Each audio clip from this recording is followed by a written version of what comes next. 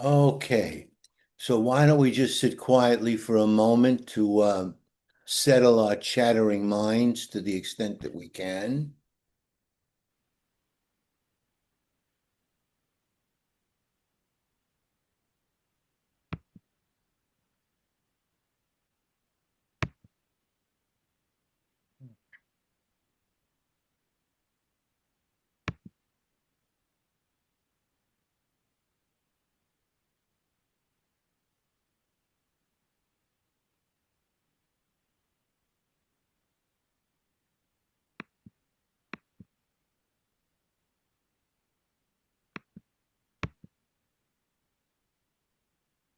Okay, so today I'm going to be presenting to you some of the words of John Wheeler from his book Awakening to the Natural State.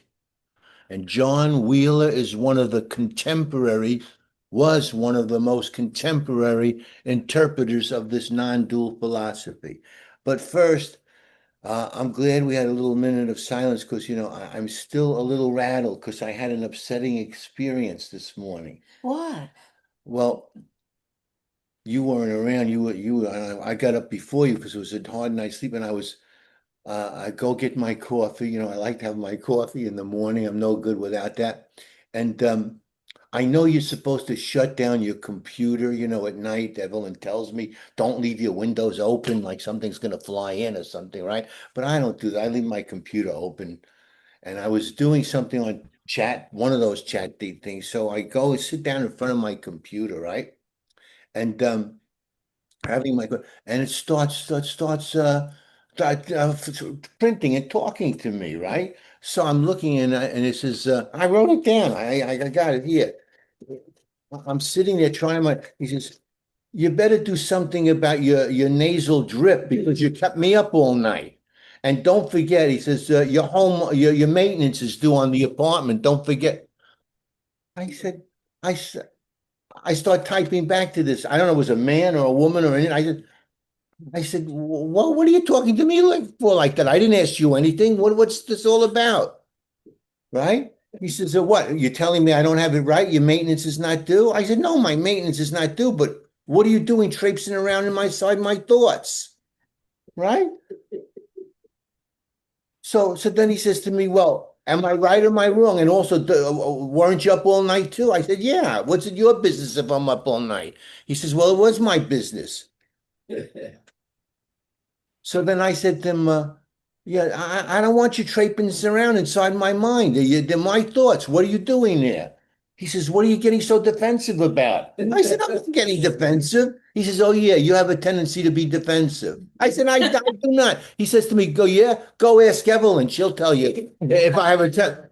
I said, you know what? Get the hell out of my thoughts and stay out the hell out of my marriage. And I slammed the damn thing down.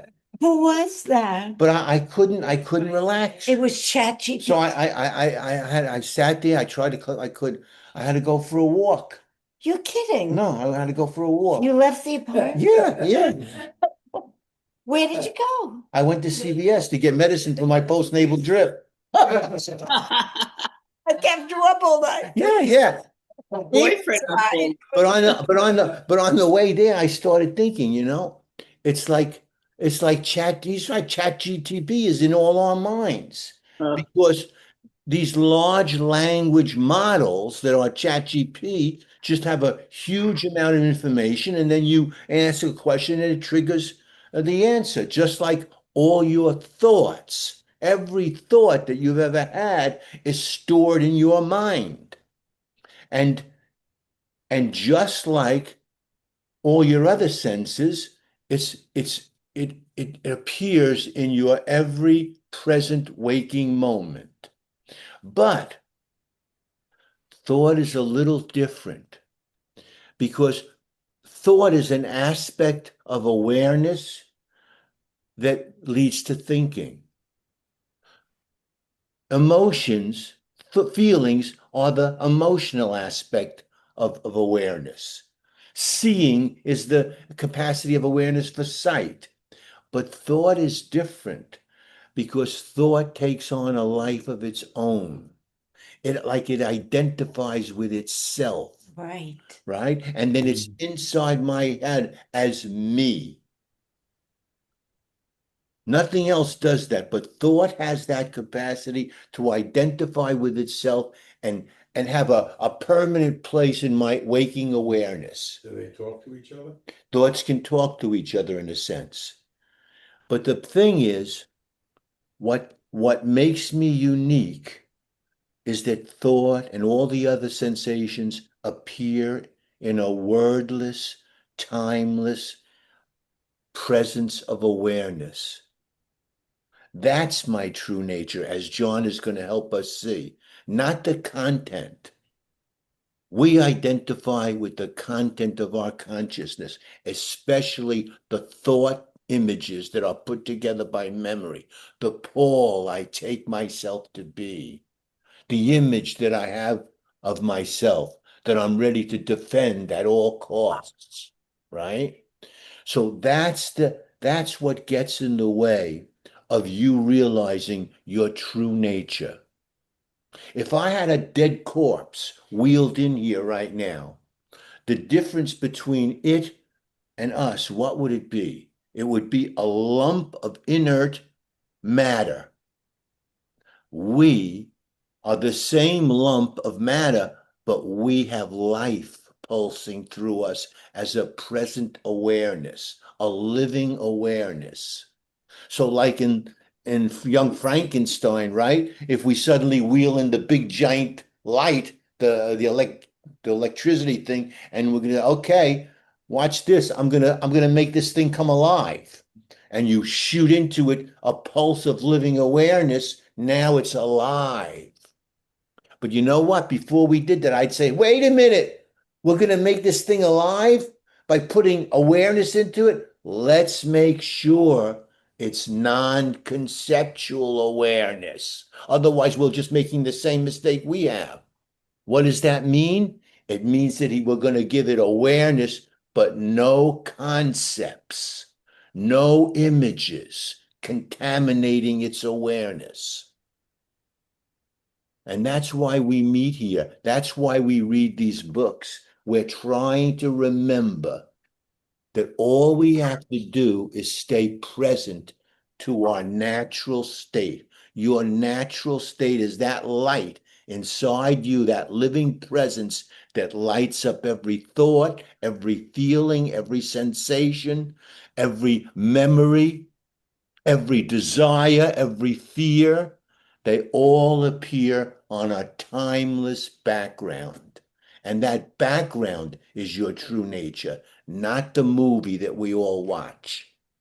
And Wheeler is one of the most direct, plain speaking teachers that points you back to that awareness. So I'm going to share some of what he has to say, and let's see if we can relish these words and have them remind us of our true nature.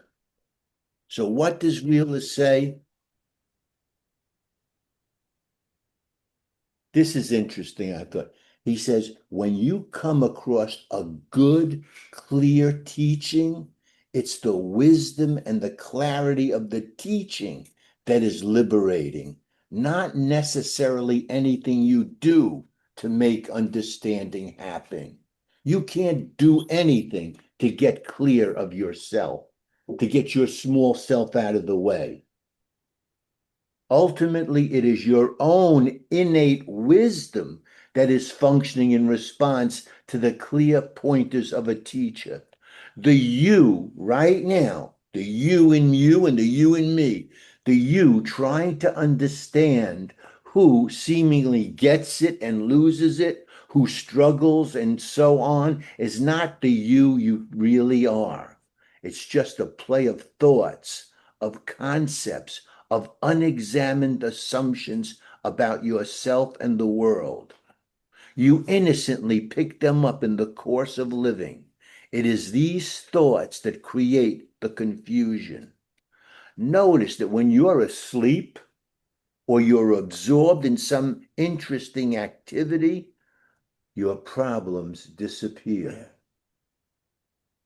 It is a key point to see that all problems are just created in thought and nowhere else. This is fundamental. All problems, doubts, and confusions are generated in thought. Now, just to be clear,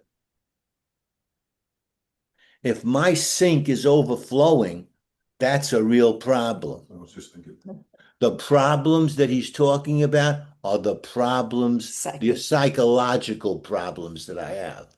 Feeling inadequate in one way or another, feeling overly ambitious, jealous, envious, scared, frightful, slightly paranoid, overly possessive, having to be right, lonely. Those are the problems that are all created by thought. I'll repeat, all problems, doubts, and confusions are generated in thought. Not being clear on our true nature, we believe the concepts and the stories in the mind, and they take us for a ride. You know, the other thing is, we've all reached a place in life where we're living pretty comfortably. None of us have repetitive psychotic episodes. Probably everybody in this room, I would probably say, is not like a third of the population that has a diagnosable mental illness. But the other day, I'm waiting for the trolley. I get on the corner, I'm waiting for the trolley, and suddenly I look over and there's this young woman. At first, I didn't know whether it was a man or a woman. And she looked to be about 18. And she had brown pants on, sneakers, and an orange colored hoodie and sunglasses. That's why I couldn't really make out. And she was crouched down on the sidewalk. And I couldn't see her shape really. So I didn't know it was a mirror. And what is she doing? She's got this big pink bottle that you drink out of, a bottle everybody carries around these things. And she's trying to put the top on it, and she's crouched over and she's struggling to put the top on it. But it wasn't like she was drugged out. It was like she was having a severe panic attack, right? And then I see her doing that, and I see that, and I'm looking for the trolley. And then that sound that the pigeons make, that cooing sound. I start to hear that, right? And I think it's a pigeon. And then I look over her again, and I realize that she's sobbing. Oh. And now she's crouched over, and she's got her cell phone in her hands, and she's frantically trying to dial a number, frantically, right, and sobbing. So now I'm standing there. This other woman is standing there. I'm looking at the woman. She's looking at me. So I go over to this person, right, and I say, "Are you all right? Do you need help?" She didn't look up. She's just fumbling with the phone, right? The trolley comes. What do I get on the trolley, and I'm watching as I pull away, right? And then she looks up from and she waves to me, right? Like she's okay, Got right? it. Yeah. But my point in telling the story is that they're suffering, right? That psychological suffering. That's what it is. Imagine what she must have felt like. So all of us here, I'm safe to say, probably don't have that level of psychological suffering operating in our lives. Maybe some lower level suffering, but nonetheless, um, uh, it's all related to having an image of yourself. And so he goes on to say, your living awareness, who you really are, is utterly present and not affected in the least by thoughts. Right? That living presence in you. You don't have to do anything to become enlightened, right? All you have to do is remember that that's your true nature. To sit quietly and shift your focus onto the screen rather than the movie that constantly plays. And the movie constantly plays. You wake up in the morning and the first thoughts are about me, my, and mine. We're all so severely self-identified with the false self. with a false self. You are aware of the mind, just like the sun shines on the clouds. You are utterly free of thought. Whatever thought says about you is untrue. You are prior to the mind, right? Just let that, you're prior to the mind. Your natural being is prior to the content of your consciousness. You exist before the mind, Before the thoughts appear. before the thoughts appear. The thoughts appear and they disappear, but you are there. Yeah. But I think I'm my thoughts. That's right. Right. That's right. That's What the it- identification. Right. The identification with a false self. Right. So there is knowing, thinking, there's thinking, hearing, seeing, and sensing going on all the time. That's right. That's what it means to be alive, right? Living presence is thinking, seeing, breathing. The primary awareness is present. It is prior to any conceptual activity. There is a fundamental difference between awareness, or the direct experience of knowing, and conceptual thought, which is just words and labels. We take the words and labels to be real. Can you drink the word water? Is the thought I see the same as actually seeing? Do the eyes say I see? Or is there simply seeing and later the thought comes up, I see? It's the same for all the other senses, right? So the difference between awareness, the direct experience, and conceptual activity. Conceptual activity takes place on the screen of awareness. It comes and goes, but the living awareness, that light inside you, lights up the light and lights up the darkness. Yes.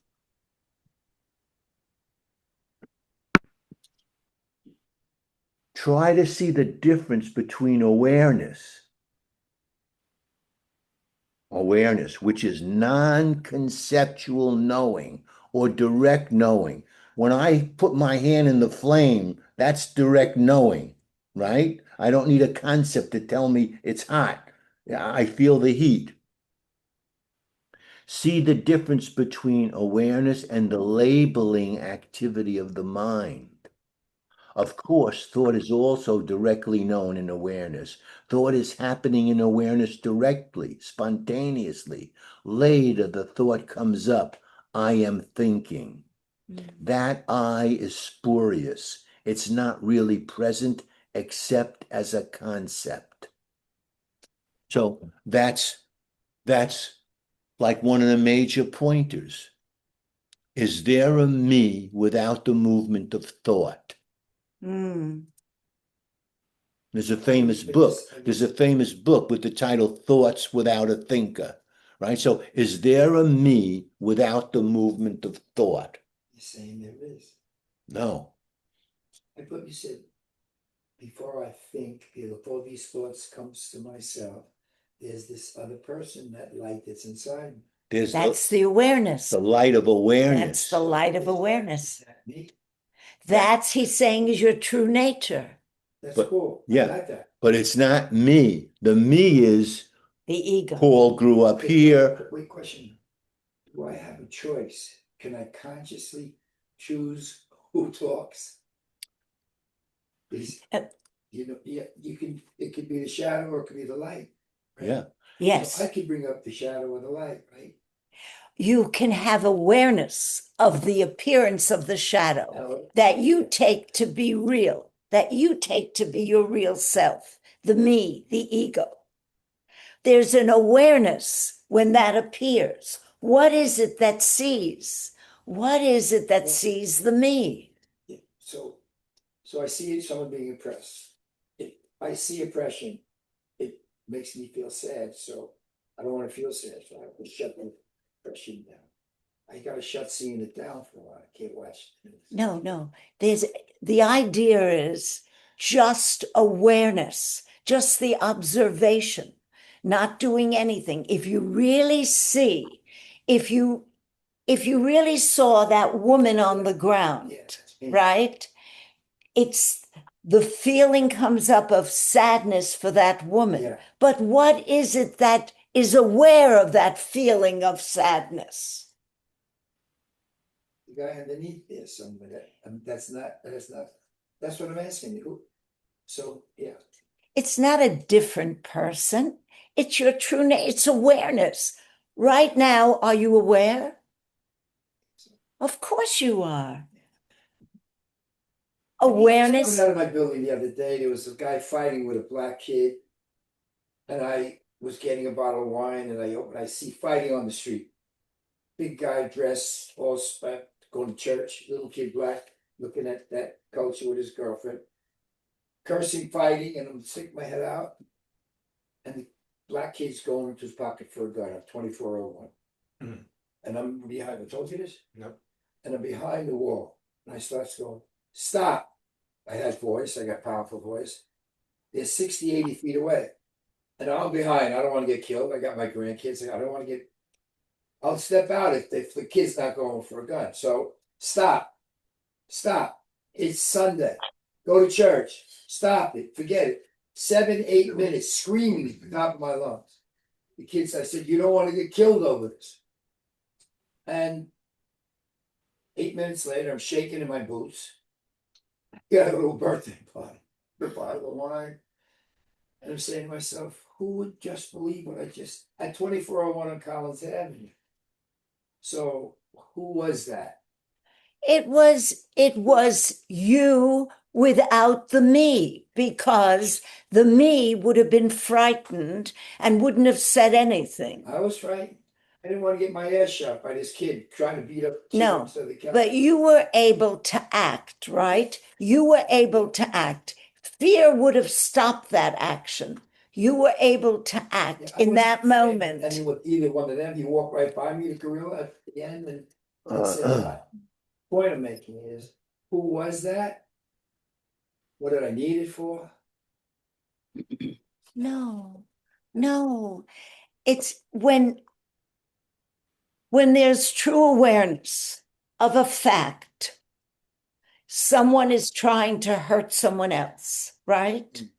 When there's awareness of it, in that moment, there is an action without the me. And that action is right action, because the action is to say, stop. That's right action without a me. A second later, the me comes in and says, what did I just do? I can get hurt. But in that first moment, there can't be a me, because you would have never made that action the right action.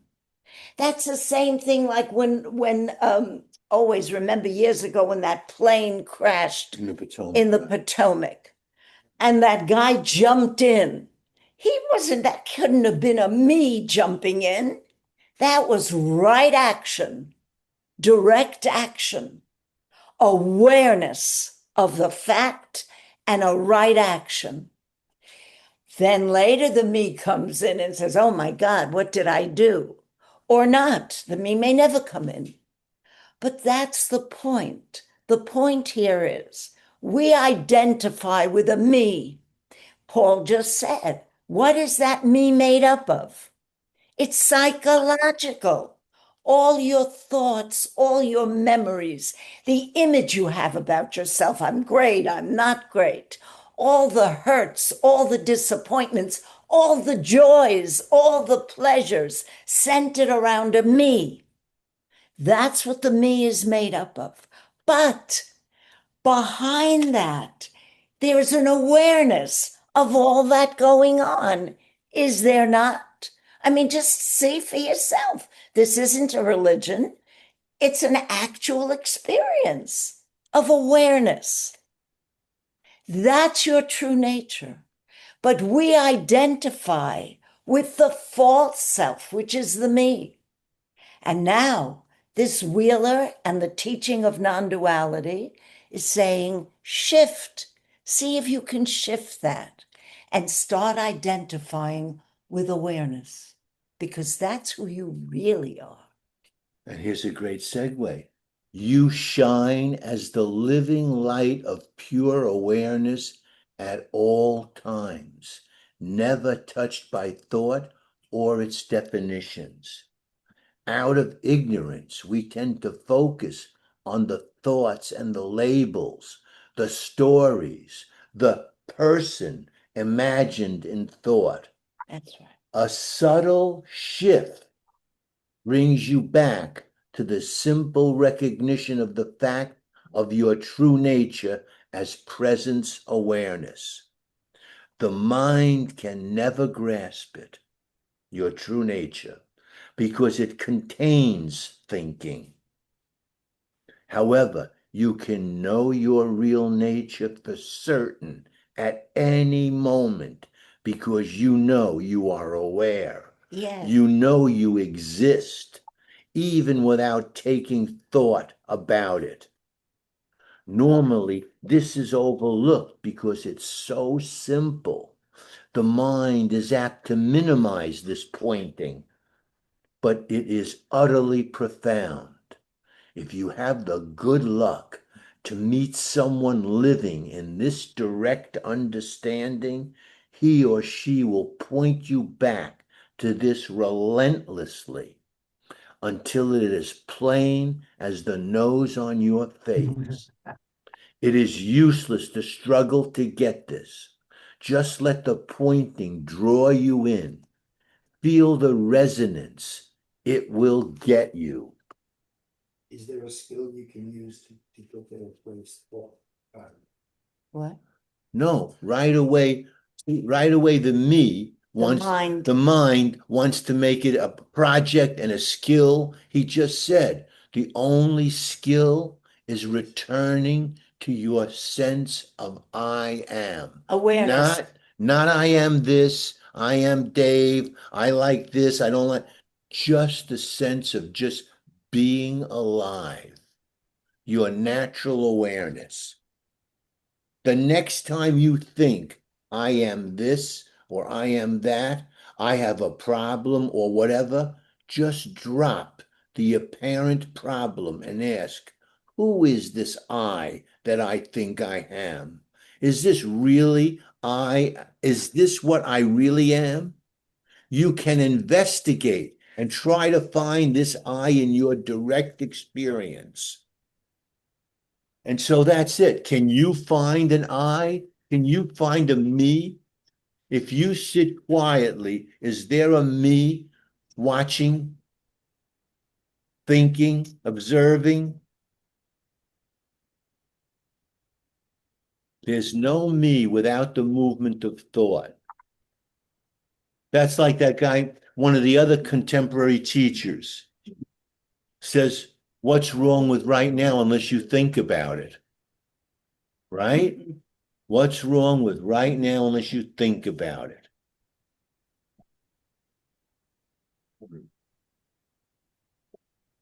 I keep thinking about a newborn. Yes. That's a bit, because my daughter's doing it every day, but that is the miracle of that awareness being created. Yes. And but then it's the body that then the baby starts learning about me because we has to survive. Yes. So part of it is survival of the body. And then your thought, then you have experiences, and then it's your thought and your Yes. Yes. keeping this alive. But it's always awareness before. Yeah, the baby. That's right. The baby is just aware. Yeah. Right. And it's got instincts. Instincts. I'm hungry. I'm cold. You know, there's hunger, there's cold. There's no I. Yeah. There's just hunger, Learn cold. I from The parents. later 2.5, it starts with the Yeah. me. That's right. That's right. And no one teaches us that, wait a minute. Let me go back. Years and years ago, we used to go to the talks of Krishnamurti. And we followed him around, and he was our first teacher. And I never knew about awareness. It never occurred to me. I didn't know what that was. I mean, I knew what it was intellectually, but I didn't know about awareness as a being. And he pointed to that. And it was like a light went off. Of course, right now, this sense of being without any movement of thought, try it. Just sense being with no thought.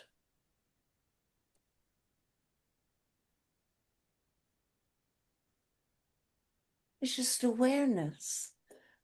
There's awareness, is there not? There's awareness of smells. There's awareness of sounds. There's awareness of the sky. There's awareness. There's awareness of being. Nobody has to tell me you're alive. There's an awareness of being.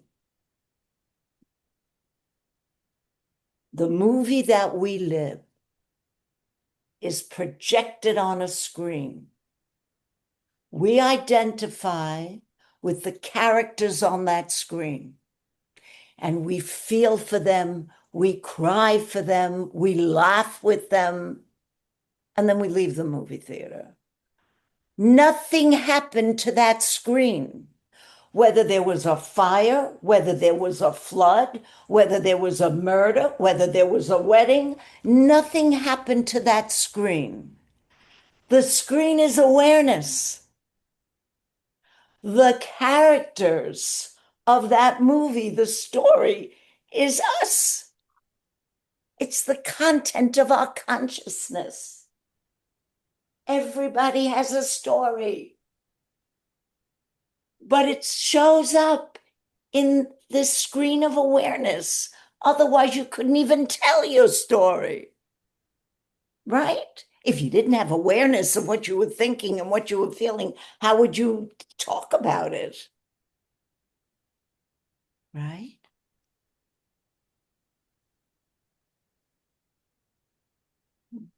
We are the content of our consciousness. And the idea here with non-duality, and Krishnamurti said it all the time, empty the content of your consciousness and just be. So you say, how do I empty the content of my consciousness? The me and the mind cannot empty itself. It's not going to empty itself. The psyche isn't going to empty itself. But there's awareness. There's awareness of the operation of the me. There's awareness of the suffering, the psychological suffering. There's awareness of a judgment. There's awareness of a criticism, right? There's awareness of a fear. There's awareness of a pleasure.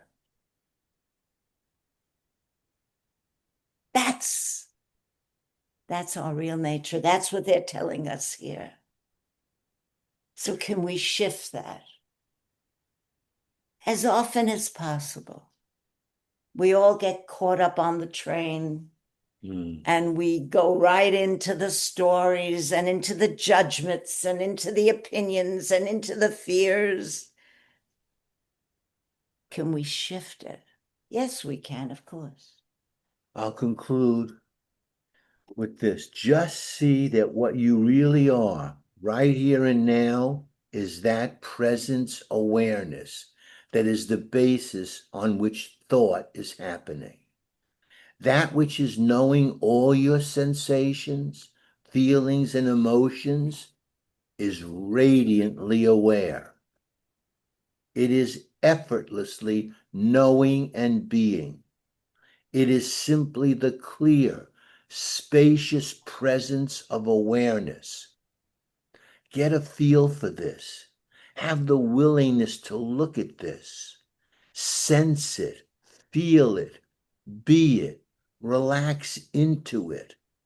Know with assurance that you are not a limited person bound up in thought. You are the sky-like presence awareness in which the whole universe is appearing. That's right. That's right.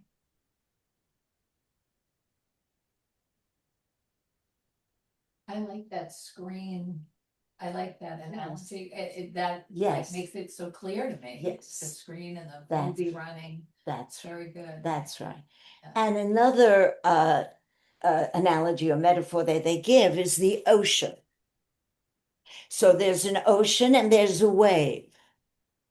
We identify as the wave, but what we really are is the water of the ocean. So what we really are is the awareness, but we're identifying with the me, the person, the wave.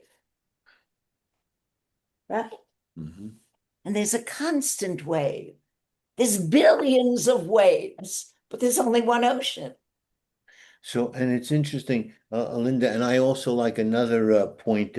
It was similar to what you said. You go into a movie theater, and yes, you watch the characters, you identify them, you get all right. You identify with this character or the story, but what really you're closest to is the light in the projection, the light in the projector that makes the whole display possible. Right. That's closer to your true nature. That's awareness.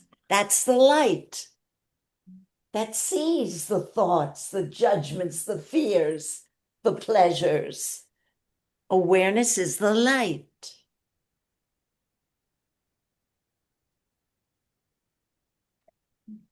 Right? And they just keep reminding of us, pointing back to this, that it's right there for us. It's your natural state. Yes. We're living in an unnatural state. We're living in the unnatural state of being so heavily identified, where the natural state is just to be. Thought will come up and be used as a pointer. If I have to find my way to the airport, I may use this or write a story. Sure. I use thought as a tool of awareness, but it doesn't run me. Is there other words for the awareness?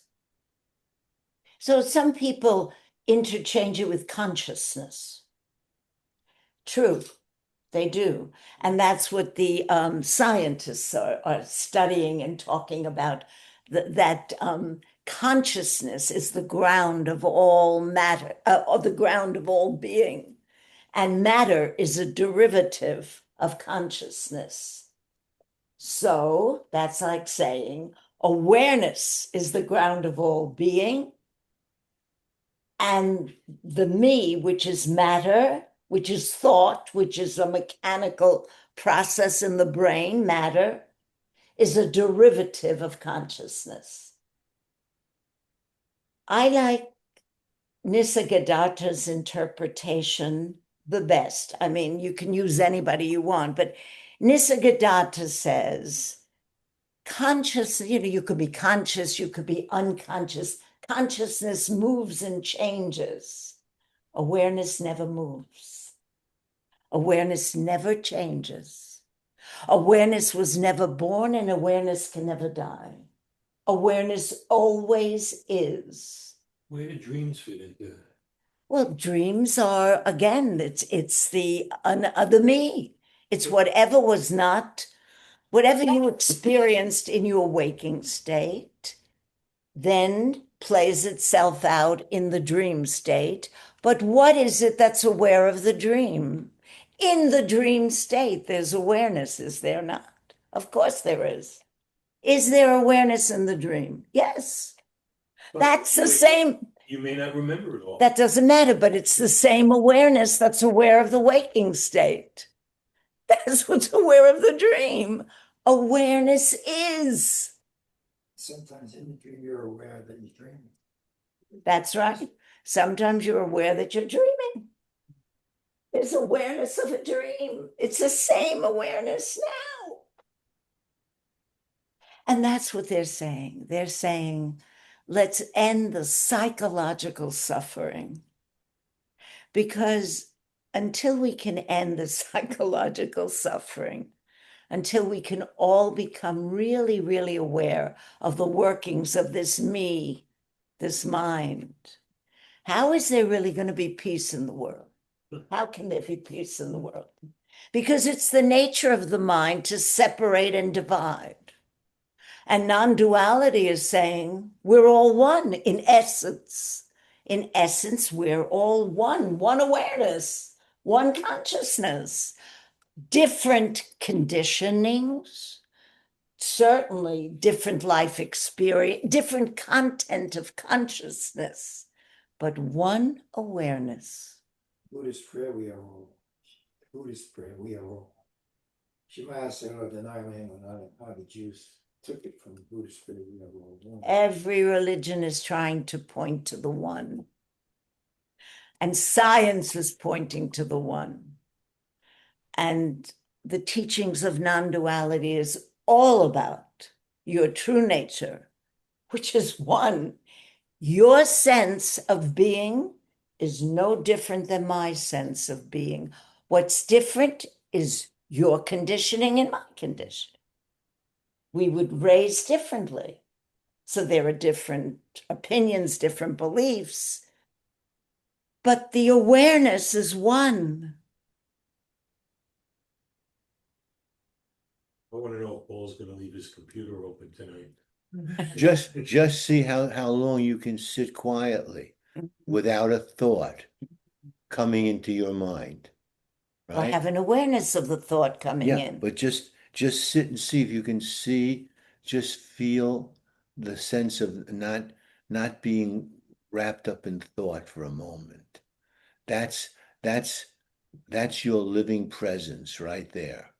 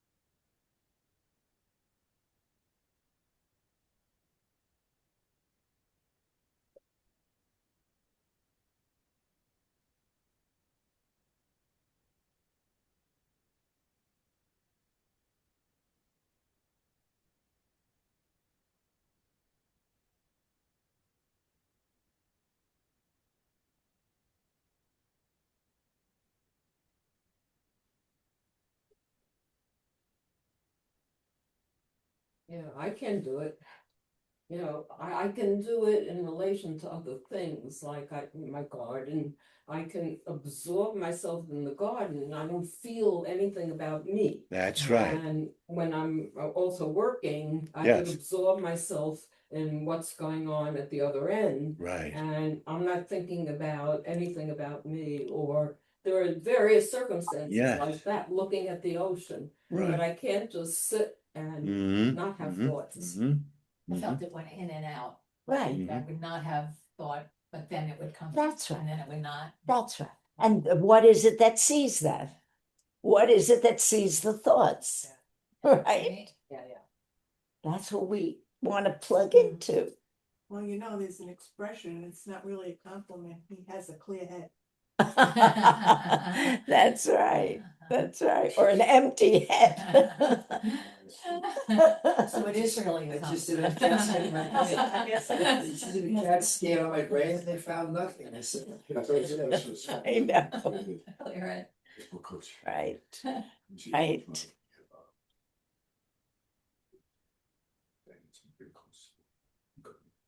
These thoughts, that's the computer in our brain.